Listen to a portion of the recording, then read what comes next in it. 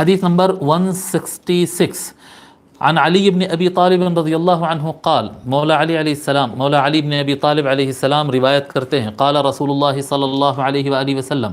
رسول اللہ صلی اللہ علیہ وآلہ وسلم ارشاد فرماتے ہیں، اذا کان لیلۃ النصف من شعبان فقوموا لیلہا وصوموا نہارہا۔ آقا صلی اللہ علیہ وآلہ وسلم فرماتے ہیں جب شعبان کے درمیانی رات آ جائے، اذا کانت لیلۃ النصف من شعبان، شعبان کی یہ جو شب برات ہے اس کا تذکرہ چل رہا ہے، جب شعبان کی درمیانی رات آ جائے، فقوموا لیلہا، پس اس کی رات کی شب بیداری کرو، اس کی رات میں عبادت کرو۔ اب اس میں بھی ایک تشریح میں کر دوں کہ رات کی عبادت کرو کا مطلب بعض لوگ یہ سمجھتے ہیں کہ پوری رات عبادت کرنا ہوتا ہے۔ شب برات ہو تو شب برات میں پوری رات عبادت کرنا لازم نہیں ہے، اگر رات کا کوئی ایک حصہ مقرر کر لے، بھئی یہ 2 گھنٹے میرے کو عبادت کرنا ہے، یہ آخری حصہ میرے کو عبادت کرنا ہے، بیچ کا یہ حصہ عبادت کرنا ہے، رات کے ایک حصے میں اٹھ کر اچھی خاصی عبادت اگر کوئی کر لیتا ہے تو وہ قیام اللیل میں آ جاتا ہے، ضروری نہیں ہے کہ مکمل رات قیام کرے۔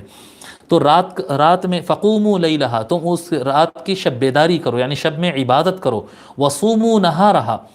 اور اس کے دن میں روزہ رکھو۔ لیلۃ النصف من شعبان آئے، شعبان کی درمیانی رات آئے تو پہلے رات میں عبادت کرو اور اس کے دوسرے دن تم روزہ رکھو۔ فإن اللہ ينزل فیہا لغروب الشمس، کیونکہ اس رات میں اللہ تبارک و تعالی غروب آفتاب، جی سن سیٹ کے بعد سے، سورج ڈوبنے کے بعد سے اللہ تبارک و تعالی الی سماء الدنیا، اللہ تبارک و تعالی آسمان دنیا پر اپنی رحمت کے ذریعے تشریف لاتا ہے۔ فیقول، اور فرماتا ہے، الا من مستغفر لی فاغفر لہ، ہے کوئی مجھ سے مغفرت مانگنے والا تو میں اسے اس کے گناہ بخش دوں۔ الا من مسترزق فارزقہ، ہے کوئی رزق مانگنے والا تو میں اس کو اس کا رزق عطا کروں۔ الا مبتلا فاعافی، ہے کوئی بیماریوں میں پھنسا ہوا آدمی یا مصیبتوں میں پھنسا ہوا آدمی، میں اس کو اس کے بیماریوں سے مکتی اور شفا عطا کروں۔ الا کذا الا کذا حتی یطلع الفجر، اللہ تعالیٰ اس طرح سے آواز دیتے رہتا ہے کوئی مانگنے والا، ہے کوئی مانگنے والا، یہاں تک کہ فجر طلوع ہوتا۔ یعنی لیلۃ النصف من شعبان کی رات